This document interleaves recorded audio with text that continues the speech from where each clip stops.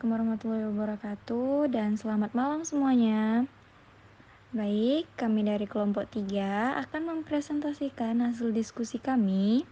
Nah, sebelum kita masuk ke presentasi ataupun pembahasan kita, alangkah baiknya saya sebagai moderator akan memperkenalkan rekan-rekan saya. Perkenalkan, saya Sekarwangi. Nah, rekan saya Aditya Ananda Putra, Rames Ferdiansyah, dan Sirisman. Baik, kita mulai presentasi kita pada malam hari ini, yakni mengenai memulai usaha. Adapun pembahasan yang kami angkat pada materi ini ada 4. Yang pertama yaitu menganalisis lingkungan usaha, menganalisis peluang usaha, menentukan ide dan gagasan usaha, serta menganalisis jenis usaha, produk ataupun jasa. Nah, kita harus tahu tuh lingkungan usaha apa dulu. Kita masuk pada pembahasan pertama, yakni menganalisis lingkungan usaha. Analisis lingkungan usaha ataupun bisnis ini ialah suatu proses pemetaan ataupun pemantauan lingkungan bisnis dengan mengidentifikasi kekuatan dan kelemahan yang dimiliki oleh suatu perusahaan, serta apa saja sih peluangnya bahkan ancaman yang dihadapi oleh suatu perusahaan tersebut. Nah, di sini ada pula mengenai lingkungan usaha itu bisa dibilang mengenai kondisi yang terjadi di sekitar bisnis ataupun perusahaan yang dapat berdampak pada suatu laju usaha tersebut. Nah, hal ini harus sangat diperhatikan karena dapat mempengaruhi kinerja dari suatu perusahaan.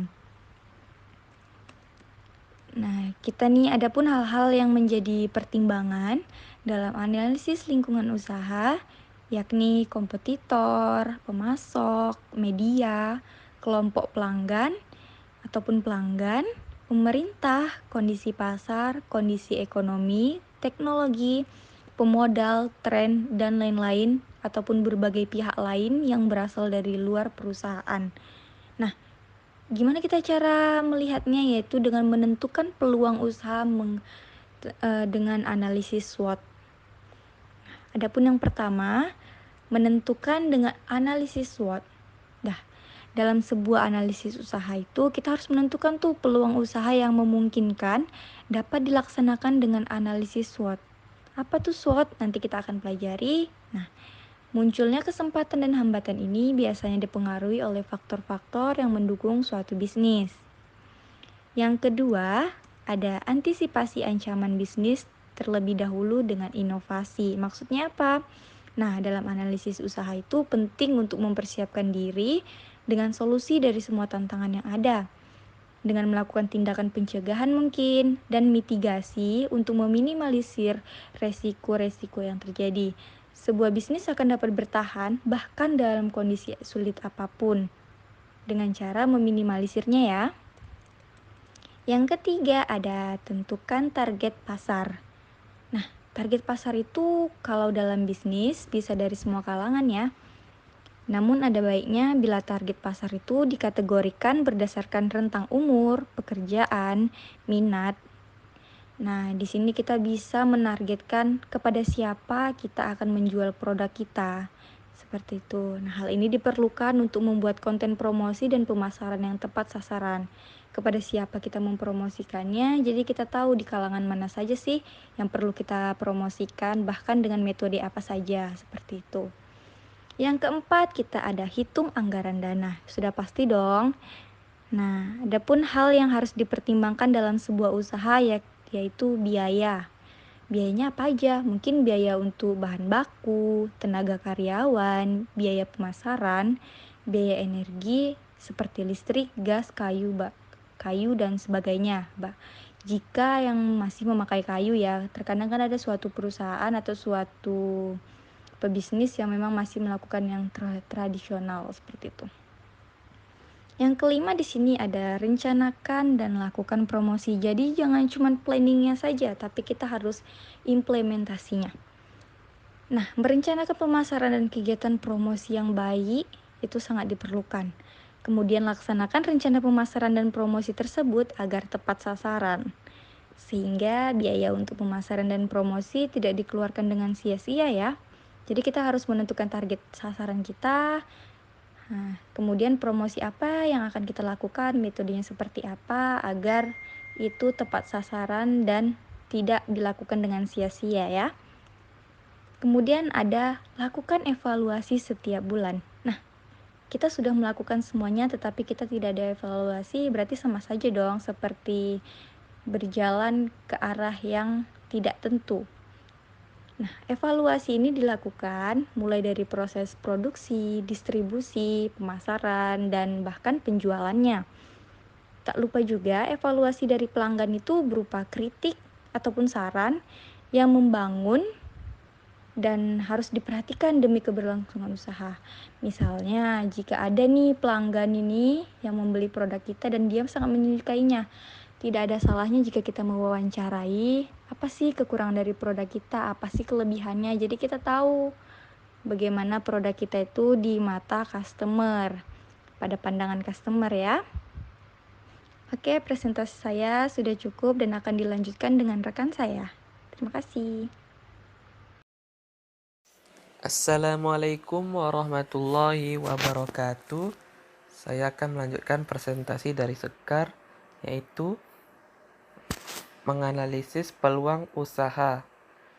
Analisis peluang usaha adalah cara yang disusun oleh calon wirausahawan untuk menentukan apa saja yang hendak dilakukan di dalam persaingan bisnis. Dengan menggunakan metode analisis peluang usaha SWOT. Apa yang Anda lakukan supaya strength berhasil meraih keuntungan dari opportunity? Cara apa yang digunakan untuk menuntaskan weakness yang dapat menutupi pintu keuntungan dan bahkan membuat threat menjadi muncul atau menghadirkan threat yang baru? Serta upaya apa yang dilakukan agar strength bisa melawan threat yang timbul. SWOT, kekuatan atau strength.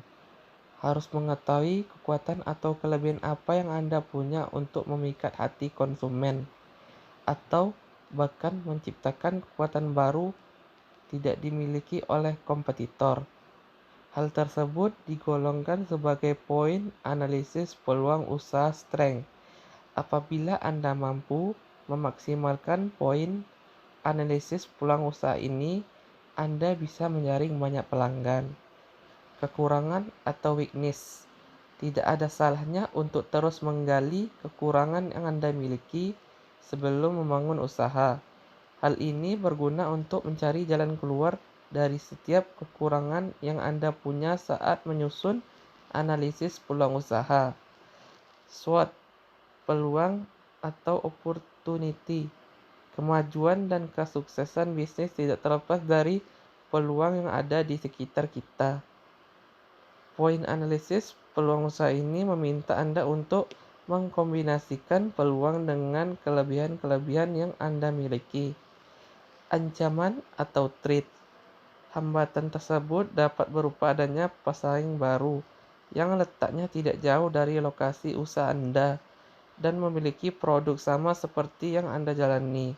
Oleh karena itu, Anda harus mengoptimalkan kekuatan usaha yang Anda miliki agar para pelanggan tidak berpaling dari bisnis Anda. Selanjutnya, presentasi saya akan dilanjutkan oleh Rames. Assalamualaikum warahmatullahi wabarakatuh.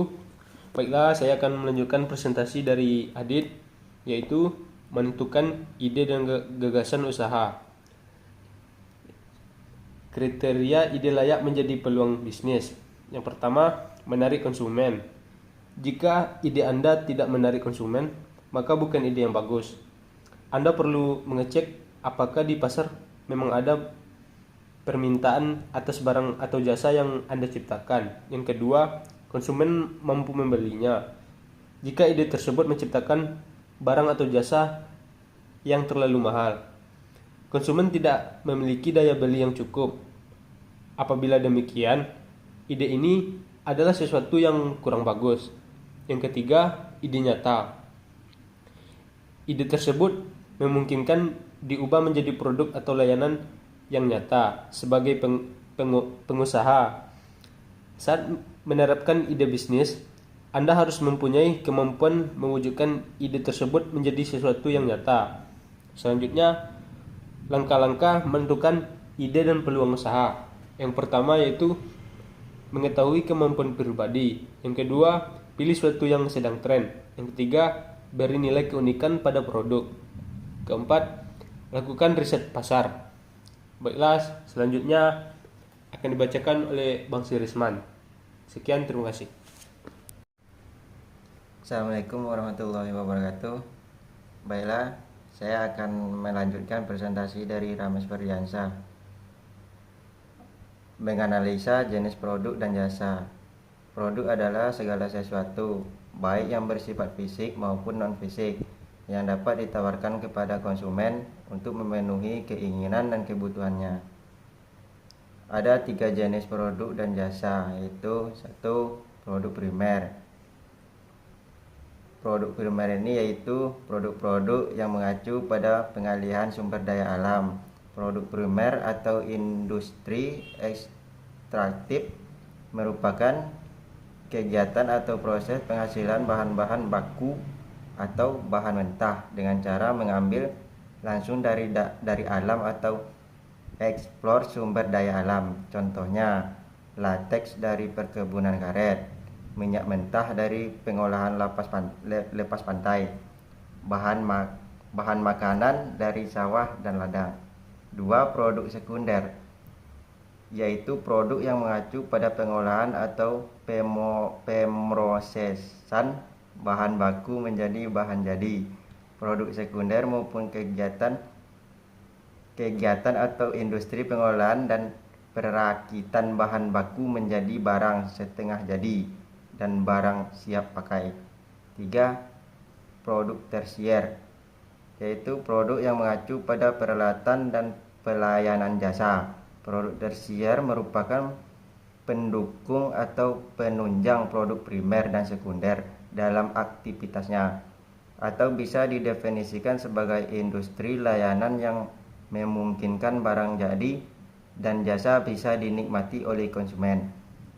Adapun contoh dari kelompok ini seperti industri kuliner, perbankan, asuransi, transportasi, komunikasi, maupun perdagangan. Sekian presentasi dari kelompok kami. Lebih dan kurang mohon maaf. Assalamualaikum warahmatullahi wabarakatuh.